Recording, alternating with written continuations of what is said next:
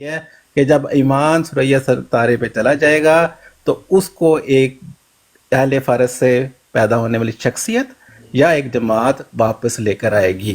یہ ہماری مراد ہے. ہم یہ نہیں بعثت سے مراد لے رہے کہ نبی پاک صلی اللہ علیہ وسلم نے خود آنا ہے. بعثت سے مراد نبی پاک صلی اللہ علیہ وسلم نے خود بتا دی ہے کہ اس سے مراد کیا ہے کہ اہل فارس میں سے ایسی شخصیت پیدا ہونی ہے جو ہمارے مطابق مرزا صاحب ہیں. ٹھیک ہے. اب اس میں ہمارے مطابق تو کلیئر کٹ بات ہے. ٹھیک ہو گیا یہ بات جو جی. میرا ٹائم شروع ہو ہے وہ سمجھ جائے. عدنان بھائی ٹائم ہو گیا. لیں جی. لے جی عدنان صاحب مکر گئے ہیں اپنی آخری بات پہ. پتہ کیا کہتے ہیں میں نے یہ دلیل اس لیے نہیں دی کہ جو دوسری بار آنے والا ہے وہ مرزا صاحب اور محمد صلی اللہ علیہ وسلم کی دوسری بعثت کی دلیل ہے. خود مان گئے ہیں, ابھی اپنے بولا ہے آخری جملے میں. کہتے ہیں یہ دلیل میں نے اس چیز پر دی ہے کہ اللہ کے رسول صلی اللہ علیہ وسلم نے یہ بیان فرمایا کہ آنے والا اہل فارس سے ہوگا. یہ کہہ رہے ہیں. پہلے کس چیز پہ دلیل دی تھی کہ انہوں نے کہا کہ اس چیز پہ یہ دلیل ہے کہ نبی پاک صلی اللہ علیہ وسلم کی سیکنڈ کمنگ ہے. اب کہتے ہیں میں نے اس پہ دلیل ہی نہیں دی. پتہ ہے کیوں؟ کیونکہ حدیث سامنے کھل گئی ہے. ایک پوری حدیث کے اندر کسی جگہ پر بھی کسی صحابی نے یہ سوال تک نہیں پوچھا کہ اللہ کے رسول آپ دوبارہ کیسے آئیں گے, آپ کی سیکنڈ کمنگ کیسے ہوگی. اچھا, اسی طریقے سے قرآن کی اس آیت کے اندر سورہ جمعہ کی کسی جگہ پر بھی نظر نہیں آتا کہ اللہ کے رسول صلی اللہ علیہ وسلم کی بعثت ثانی کا ذکر ہو. Never ever. بلکہ بعث اللہ کا ایک ہی کا استعمال ہو رہا ہے. جی جناب.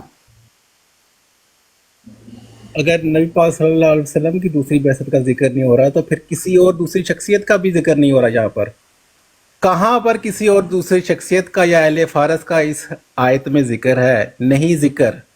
ایک ہی واحد شخصیت کا ذکر ہے, وہ نبی پاک صلی اللہ علیہ وسلم کی پاک ذات ہے, اور انہی کے دوسروں میں آنے کا ذکر ہے.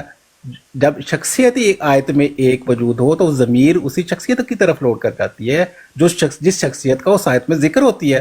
کسی تھرڈ پرسن کا تو وہاں پر ذکر ہی نہیں ہے.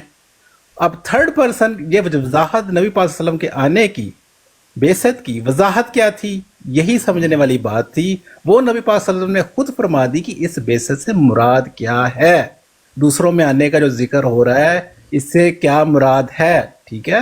تو آخری منہم جو نے ہائی لائٹ کر دیا ہے, اس آنے سے کیا مراد ہے کہ وہ اہل فارس میں سے شخصیت ہوگی. Simple is that. ہمارا یہاں پہ کلیئرلی پروف ہو جاتا ہے. اب ان کی مرضی اس پہ ضد کرتے رہے بھائی, اس پہ بحث کرنے. عدنان بھائی ٹائم ہو گیا. دوستو عدنان بھائی نے پورا دور اس پر لگا دیا کہ ایک ہی شخصیت کا ذکر ہے. میں نے ہائی لائٹ پتا کیوں کیا؟ اے جمع کا سیگا جے, آخرین منہم, آخرین جمع کا سیگا ہے. یا سے پہلے را زیر کے ساتھ اور آگے نون زبر کے ساتھ. کی ضمیر بھی جمع. Do you need more time? I need the answer. Yeah, that's what I'm doing. Go ahead.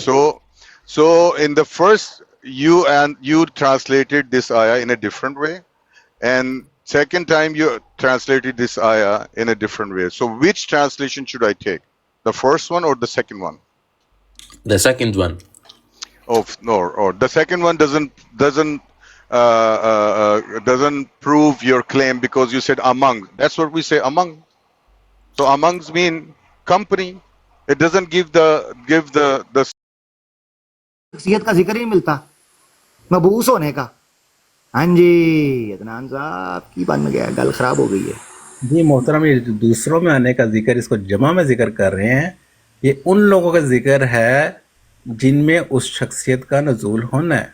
یہاں پر جس شخصیت کا نزول ہونا ہے, جس شخصیت کی بعثت ہونی ہے, وہ ایک ہی ہے اس آیت میں. وہ نبی پاک صلی اللہ علیہ وسلم کی ذات اقدس ہے. ٹھیک ہے. اس کی وضاحت نبی پاک صلی اللہ علیہ وسلم نے خود فرما دی. اب یہ عطف چھتف کتف جو مرضی یہ کام کریں, اس سے کوئی مسئلے کا حل نہیں ہونا. ہمارے پاس نبی پاک صلی اللہ علیہ وسلم کی تفسیر موجود ہے. انہوں نے خود اس کو مستقبل پہ بات کی ہے کہ مستقبل میں ایسی شخصیت کا آنا ہے جب ایمان جو ہے سریا ستارے پر چلا جائے گا, تب اس شخصیت نے یا اس جماعت نے آنا ہے جو ایمان کو سریا سے لے کر آئے گی. جب نبی پاک صلی اللہ علیہ وسلم نے مستقبل ثابت کر دیا تو ان کی گرامر کی کیا حیثیت ہے؟ لو جی زبردست. لیں جی بہت شکریہ. اچھا جی خود ہی مان گئے ہیں. ابھی پتہ کیا کہتے ہیں؟ کہتے ہیں وہ شخصیت ایک ہی ہے. اس کا مطلب ہے شخصیت ایک ہی ہوگی, جماعتیں دو ہیں. اب اگر شخصیت ایک ہے نا, جو کہ یہ مان گئے ہیں, تو اس کی بعثت ہوئی ہے پاسٹ میں. یہ دیکھیں بعثہ, اس کا مطلب ہے جو شخصیت ایک ہے نا اس کی بعثت ہو چکی ہے, وہ دوبارہ نہیں ہونی. اگر شخصیتیں دو ہوتی تو بیست ثانی کا ذکر ملتا پوائنٹ. عدنان صاحب نے گویا اپنے جماعت احمدیہ کے عقیدے پر بمبارٹمنٹ کر کر تباہ و برباد کر دیا ہے اپنے عقیدے کو. گویا انہوں نے مان لیا ہے کہ شخصیت ایک ہی ہے. اگر شخصیت ایک ہے تو اس کے لیے بیست ایک ورڈ استعمال ہوا ہے پاسٹ کا. اب رہا کہ اس حدیث کے اندر اللہ کے رسول صلی اللہ علیہ وسلم نے فیوچر کی بات کی ہے. پوری حدیث پڑھ کے دیکھ جائیں, کسی جگہ پر بھی سیکنڈ کمنگ فیوچر کے اندر ذکر ہی نہیں ملتا. صحابہ کرام کا بھی ذکر ملتا ہے, اللہ کے رسول صلی اللہ علیہ وسلم وہ آخرین کون ہیں, بیست میں کون آئے گا, یہ سوال ہی نہیں ہے. چیلنج ہے جی. اسی لیے عقیدہ ان کا قرآن و سنت کے مخالف ہے جناب. بہت شکریہ.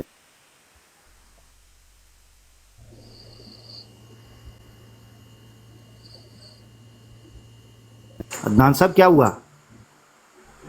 اچھا میری آواز نہیں آ رہی؟ جب آخرین سے انہوں نے پوچھا کہ کیا مراد ہے, اگر یہ حدیث سے ثابت کرنے کی کوشش کریں کہ صحابہ نے پوچھا آخرین کون ہے, تو نبی پاک صلی اللہ علیہ وسلم نے کیا بشارت دی کہ آخرین وہ لوگ ہوں گے جن میں وہ شخصیت نزول ہوگی جو ثریا ستارے سے آسمان سے ایمان کو واپس لے کر آئے گی.